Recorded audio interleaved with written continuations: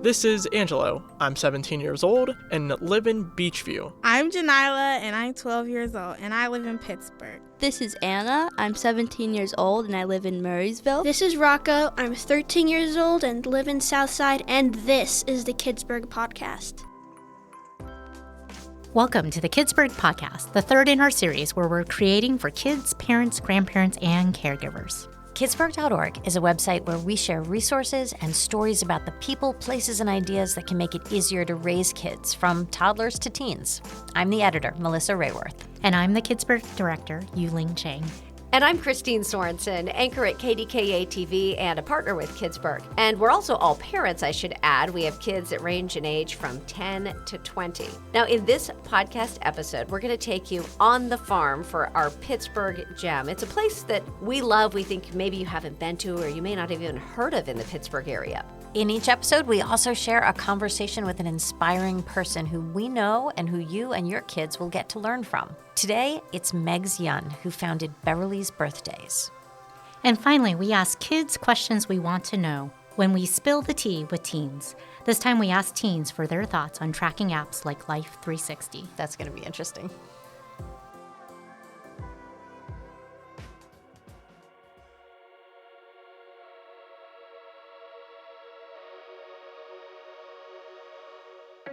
Jumping right in, this Pittsburgh Gem is a place Melissa has been raving about since she first visited it, called Hope Haven Farm Sanctuary. And anytime we hear something special about animals, we know most kids will love it, and probably the parents and caregivers too. So Hope Haven Farm is a farm animal sanctuary that was started by a veterinarian and veterinary surgeon named Karen Phillips. For years, Karen was working at a shelter, and she would see people bring in ducks and pigs and roosters and pot-bellied pigs that they were surrendering because they couldn't keep them. She started actually taking them home and caring for them herself. And then after a while, she decided that her purpose was to open a farm animal sanctuary to care for these animals and also to raise awareness about them. So eventually, she bought several acres of land in Sewickley, just north of Pittsburgh, and she created Hope Haven Farm. I discovered this place last fall, and I wished I had known about it sooner. It's the most incredible place. You can go there and visit with the animals. You can bring kids with you, ages 7 and over. It's best not to bring super little kids, but kids 7 and over. The animals are roaming around freely, hanging out with each other. It's like they're a big family, and they come right up to the visitors. There are emus, pygmy goats, alpacas, turkeys, hogs, ducks, chickens. It's incredible. Kristine, you have to see. And I'm not kidding. It is like they're a family. You'll see like an emu and a couple of ducks just sort of hanging out together. There is a turkey named Wyatt, which is also the name of one of my children. And they're just chatting and making all their animal noises and moving around. And Karen is there, and as a veterinarian, she's able to talk with the kids who come visit and teach them about the animals. Their season opens in May. It's not open year-round, but for spring, summer, and fall, you can visit. So you can take a look at their website, hopehavenfarm.org, to find out about hours and visiting. A couple of tiny details if you are visiting with your family. The farm is a little bit hilly, so it's not handicap accessible. And dress to get dirty. You will be walking around, and as Karen puts it, the animals don't always have the best manners, so you may get a muddy kiss from a pig. But kids will love this. That's half the fun. Exactly. And if you're prepared for the day, you're dressed for it, it's a fantastic place. So it's like a petting zoo, only in the sense that you go in the fence with all the animals and walk around with them and can touch them if they come to you? Yep. And a lot of them, rather than them living in little pens, basically the entire farm is fenced in, but they're just sort of roaming around living their lives. It's almost like you're visiting them at their house. And they're all rescued. Yes. That's so cool. Yeah. I love this. All right, we've got a link to the Hope Haven Farm Sanctuary's website where you can get details about tours and also about volunteering at kidsburgh.org/podcast. Pittsburgh is Kidsburgh. You're listening to the Kidsburgh Podcast. If animals give you that warm and fuzzy feeling, so do birthdays, at least for most people. Our next guest realized, though, that not every child gets a birthday party. And what she did to change that is incredible and inspiring. Here's our chat with Megs Yunn. It's hard not to be inspired in the presence of Megs Yunn. Her bubbly personality, high energy, and desire to do good is infectious. Megs founded Beverly's Birthdays in 2011 to provide birthday parties to kids who otherwise wouldn't get one. But with Meg's vision, it has blown up into so much more, including baby showers, a boutique, an infant formula food bank. And we are so excited that Meg joins us now. Thanks for being with us. Thank you for having me and the opportunity to spread some cheer over your podcast. Absolutely. And I'm here with Melissa Rayworth with Kidsburg as well. And we wanted you to start by sharing the story of what inspired you to start Beverly's Birthdays. Sure, absolutely. So back in 2011, I met a young girl named Beverly, who was 11 at the time, and shared with me that she had never had a birthday party or her own slice of birthday cake. I remember we were sitting in an after-school center, and she was working on her reading homework, and it was the word accustomed she needed an example of. And I said, Beverly, at birthday parties, people are accustomed to eating what? And since she had never experienced that answer wasn't easy for her to come up with. And I remember I came home that night and I was distraught. I told my husband, I told my mom, I would gladly give up all 25 of my birthdays at the time if there are kiddos like Beverly not being celebrated. And I was really embarrassed that I honestly had never had the thought for all the birthdays that I had that kiddos might not be having one. So I entered a contest called Be Big in Your Community by Scholastic Books. And out of 1,000 entries in the nation, I won. And we won $2,500 to bring Beverly's birthdays to life. And the mission back in 2012 was to ensure that we were providing birthdays for children experiencing homelessness and families in need. And that first year, we celebrated 60 kiddos. And now in 2024, we have given birthday gifts to 51,000 children. Whoa. Wow. That's incredible, Megs. That is fantastic. Wow. And now in the years since you started doing those birthday parties, in addition to all those tens of thousands of kids who've actually had that experience of celebrating their birthday with you, you also saw additional needs among Pittsburgh families, like the need for clothing, the need for infant formula. So tell us about the programs that you've added over the years to help meet those needs and the shift in your organization's name. Really, the organization is Beverly's, and the work that we do, which is meeting the essential needs of children and families in the community through the vehicle of celebration, recognition, and support. And we're a resource provider in the birthday, baby, and basic care space.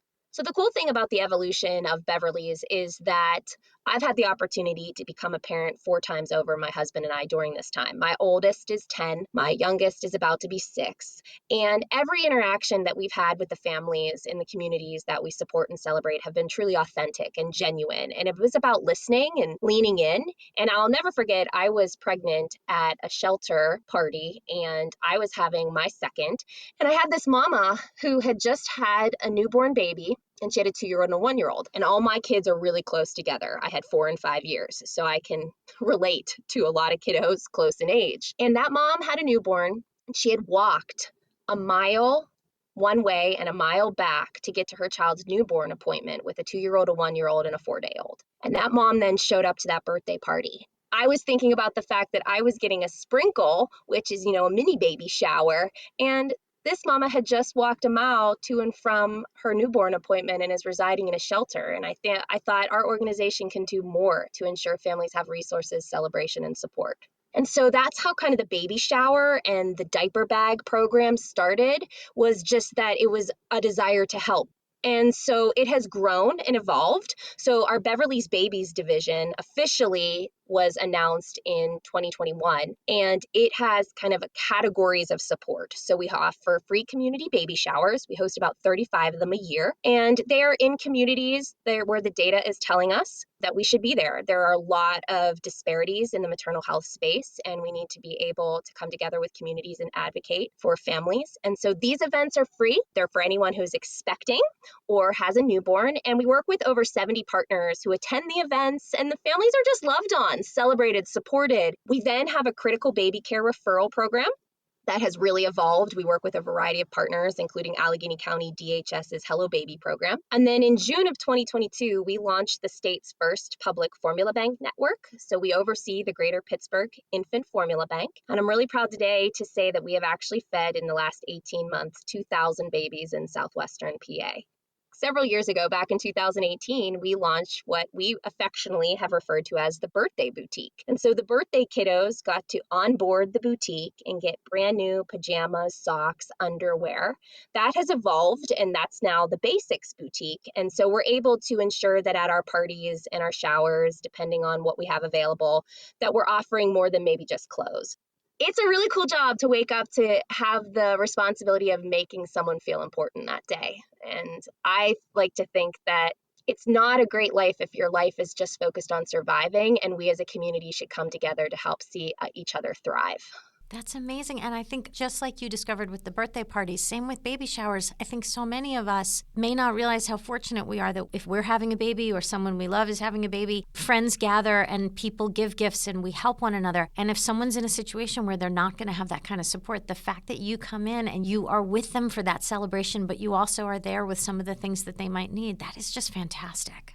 You know, the families will affectionately say, I'm a Bev's baby. All of our programming is kind of designed to be able to create a community. And so when our families leave a baby shower, they have either like, we've given out socks with the little milestones, 1 month, 2 month, or like one of those onesie stickers. And we have a little thing that says, peekaboo, send us a picture of your baby. And the families really felt connected enough in a way that they'll send us pictures of their baby when the baby is born. We've had mamas call us at the hospital and be like, we want to tell you the baby's name. And I think that that's so cool because it's just about genuine human interaction, like a neighbor helping a neighbor, just celebrating. And I take that responsibility very seriously. Myself and my organization does, our team, because that's a lot of trust that they're putting in us. And I appreciate that. I think a lot of people see a need but never act on it. What did it take for you to do something? And is it something that anyone could do? Oh, I absolutely believe everybody has the opportunity to take advantage of an aha moment if they see it. It's really just about the extension of what you're passionate about and following your heart. I remember vividly that when Beverly had shared that with me, I went home that night and I started Googling and I was like, is someone in Pittsburgh doing this? Because I will be your first volunteer. Like, I was so moved by the notion, the issue, that when there wasn't that opportunity to be engaged in the way that I wanted to, I said, well, there's a void and we have to fill it. And so I think that's what it is like listening to the voice inside your head, whatever excites you or angers you, whatever it is, get involved with it. And a life without cause is a life without effect. And I'll never forget when my oldest son, who's about to be 11 next month, he was like 3. And I asked him, I said, Wyatt, what does mommy do for a living? And he said, mommy makes people happy. Oh, And wow. like, how cool is that? That is something that my husband and I's children are getting to experience, is that our kiddos have never known anything other than their mother's job is to work to help ensure people are happy. Like, that's really great. That is incredible. This idea, a life without cause is life without effect. I think a lot of us have never stepped back and thought about that, but I would think both for the kids and for the parents that may be listening to this podcast, the idea that you can sit back and say, what kind of effect do I want to have? I bet there's a way. It's within my reach to do something really powerful. Now, I have another question. You're around a lot of kids who may be living in difficult situations like domestic violence shelters or homeless shelters, and we know, going all the way back to Fred Rogers' research, that there's this growing body of research that shows that kids, especially those who may be dealing with trauma, really benefit from having caring adults in their lives. How have you seen through your work the impact that it can have when kids know that there's a community of caring adults, people around them who really care about them? It is so simple, yet so profound. Fred Rogers said he used to like to look directly into the camera and imagine that he was talking to just one person. And that one person, he was able to look at them and say, I like you just the way you are. And for so many of our children and kiddos, they've not had the opportunity to hear that, see that, maybe be known that, because we are working with a lot of families who have had a lot of generational and cyclical trauma. And so it is not uncommon that we will experience a birthday party and you can experience the mom immersing herself in the experience personally. Like, she wants a treat bag too. That cupcake is equally important to her because it's probably something that maybe she didn't have as a child. So I like to think that in some ways it's maybe healing a little bit. And then I'm always think about Dr. Seuss when he says, you never know the true value of a moment. until it becomes a memory. And I like to think the work we're doing is memory making. And we all know, if you think about childhood psychology and development, your childhood is links in a chain. And the more positive links in the chain you have, the stronger that chain is going to be. It doesn't mean that we're going to necessarily change the circumstance the family is in, but maybe it's a bright spot for that day. And there's a Princeton psychologist that often talks about this concept of a cognitive gift. And a cognitive gift can often be that brief moment in time where you got a break from that stress. There was this youth in foster care who, when it came time for the celebration piece of it, it wasn't related to Beverly's, it was an article I had read, but her foster mother wanted to throw her a graduation party. And she was incredibly apprehensive about this, to the point where it actually took a moment with therapy together for her to understand the foster child did not want to have this graduation party. And there was just a disconnect. And she finally said, I've never had anyone ever do anything for me that was celebrating me. I've believed for 18 years that I wasn't worthy of celebration. With our birthdays, although they're joyful, they're also triggering, and they can be incredibly challenging for kiddos. And so we really like to just meet the families where they are, and knowing that they're important and that they're seen, that's sometimes very powerful. I've had a 21-year-old boy look at me at the 412 Youth Zone and say, Miss Megs, I've never had a birthday party until this night. So I can understand how special that probably is for the 2s, the 3s, the 4-year-olds, because I didn't get that when I was a kid, and I'm now a grown adult with the first time experience. So it's important that you exist for all of us. And I remember, now that you're bringing this up, that when I was at one of the Beverly's birthday parties, that I was so excited for the kid. And then when I interviewed the mom, she too said she had never had a birthday party for herself. And I thought, wow, that never even occurred to me that as an adult, she wouldn't have had a party either. But you're right, it's often a generational challenges that they're facing, and you're helping the whole family. Beverly's birthdays is, the conduit for the creation of the celebration and the gift, but it's never meant to be from us. That's always been really important to me. That gift can be from whoever it needs to be to help strengthen or validate a relationship for a kiddo. Absolutely. Well, you're a parent too, so with kids of your own, how do you think all parents can help encourage our kids to look around and help those who are in need, whether it's in big or small ways?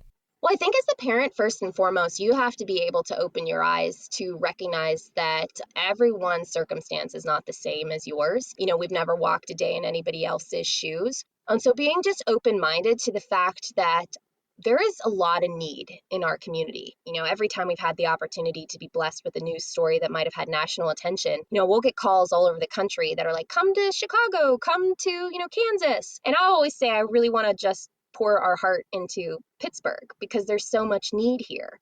I will say at least every other parent I meet, if I talk about the work, they'll be like, wait, we have children experiencing homelessness here? That there is actually such still a naivety to the issues. So I think the first thing as a parent is to be able to be open-minded enough to recognize that there is need. When you think about just childhood hunger, if your child's in school, 1 in 5 are experiencing it. So the kid next to you, your kid in class, has a need. So it's being able to have those conversations with your children to have it on a level that they can understand. And that's what's really cool about Beverly's is kids understand birthdays and that they want them and they want the gifts and the celebration. And so they can very much understand, imagine if this didn't happen that day for you, how would that make you feel? Start there and lean into what makes them excited and just kind of having them excited about service through the lens of what is exciting to them. That makes so much sense. So if there are families out there who are wondering how they help you with your mission and how they can get involved in this, tell us a bit about how families can volunteer, how families can donate. And of course, they can also, I guess, inspire their own kids just to say on your own, do you want to raise some money so that we can, buy Legos for another kid or something like that? But let us know, how can they get involved with you? For sure. So if you check out beverlysbirthdays.org, that's our website, and there's a tab that literally says get involved.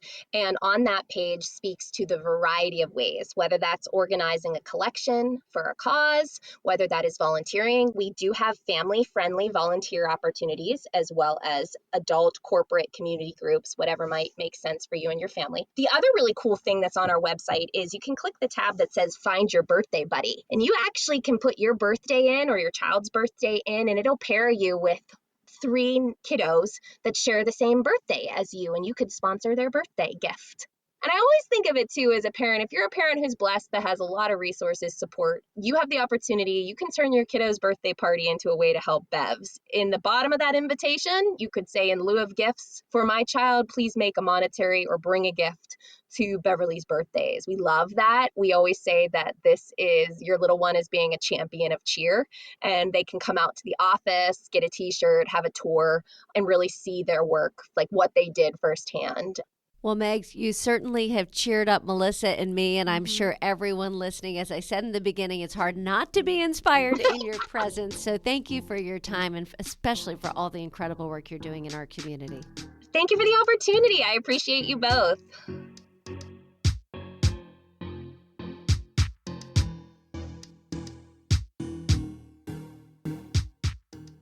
It is so interesting hearing Megs talk about the reasons that she created this and what she's doing for kids. I know from the volunteer experience, I've volunteered with one of my sons, and it's such a fantastic experience to be at one of these birthday parties, to see what a great time the kids are having, and to know that you can help with it. Well, and I remember actually I did a story at one of the parties and got to experience it firsthand, and I was blown away, first of all, by how much fun the party was. But after talking with one of the moms, she had never had a birthday party for herself either. Oh, wow. And it really stuck with me that this is generational, but she's really making a generational change here. It's just incredible that she thought of this. I think most of us have never considered, especially as parents, if each year you're busy just planning your kids' parties and thinking of that as something you kind of need to get done, the idea that there may be kids who've never had that experience might not be something we'd all think of. And I'll just add, from a kid's perspective, it's easy for them to understand the importance of what a birthday means. And so my kids are invested in Beverly's birthdays as well, and will collect birthday gifts from their own birthdays to donate to Beverly's birthdays. It's a great way to talk about it at home. I love that. We've done several stories on Beverly's birthdays and Megs. You can find those at kidsburg.org, as well as a link to how you can volunteer at kidsburg.org/podcast. You're listening to the Kidsburg podcast. Pittsburgh is Kidsburg. So as kids get older and they have phones or connected devices, many parents are using tracking apps to know where their kids are and even know how fast their kids are driving. So we wanted to know from teenagers, what do you think about tracking apps like Life 360, where parents know where you are? Here's what the students with SLB Radio's Youth Media Center found out from their peers.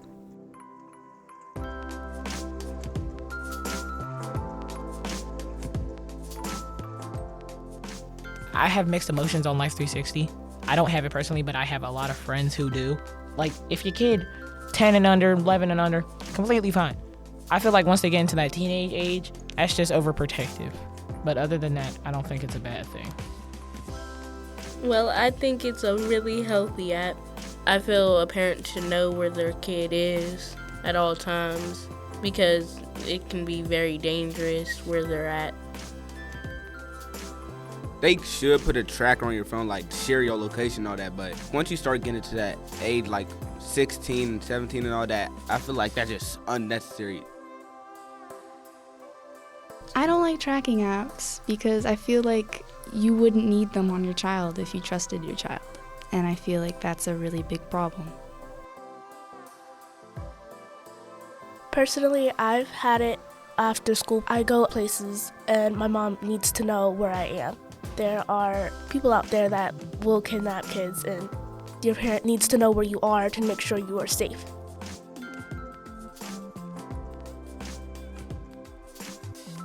We hope you got as much out of today's podcast as we did, and that you'll subscribe to the Kidsburg podcast so you know when the next one drops in a week. We've got 3 more episodes this spring with more inspiring people, places, and thoughts from teenagers. And be sure to sign up for the Kidsburg email newsletter so you are always in the know about the cool things happening in our community and all kinds of cool ideas and resources for parents all around the country. Thanks for listening.